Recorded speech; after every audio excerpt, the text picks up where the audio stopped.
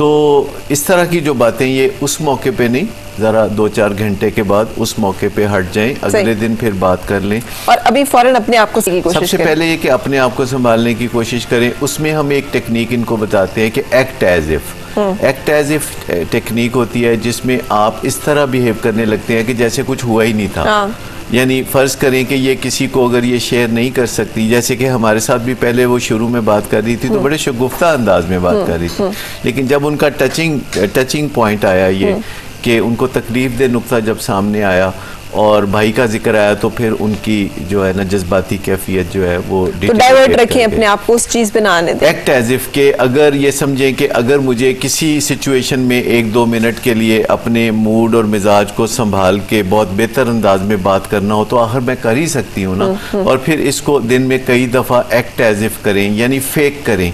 तो फेकिंग करते करते बाज़ औक़ात अच्छा मूड जब हम फेक करके बना रहे होते हैं तो हमें कुछ देर बाद बाज़ औक़ात भूल ही जाता है कि हम असल में तो अफसुर्दा थे।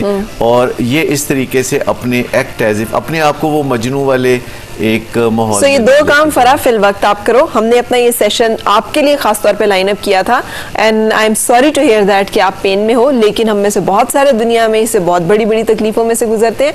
आपने ये 2 डॉक्टर साहब ने जो बातें बताई हैं इनको प्रैक्टिस करें अगले 1 हफ्ते तक, और जुमेरात को जब हमारी आपसे मुलाकात होगी तो हम आपको चंद और बातें बताएंगे और इंशाल्लाह अल्लाह ने चाहा, और अगर आप गलत नहीं हो, आपका मुतालबा कोई नाजायज़ नहीं है, कोई आप बहुत आउट ऑफ द वर्ल्ड चीज़ नहीं मांग रही हो, तो फिर ज़रूर आपकी मदद जो है वो अल्लाह ताला की तरफ से भी आती है ऐसे बंदों की मदद। अच्छा, ये भाई बहन का ही मामला नहीं, अब पाकिस्तान और अमेरिका का जो आजकल मामला है, तो पाकिस्तान चाह रहा है कि देखो इतनी बड़ी आपने ज्यादती की है, पाकिस्तान चाह रहा है कि माफी एक तो मांग लो हमसे कम से कम।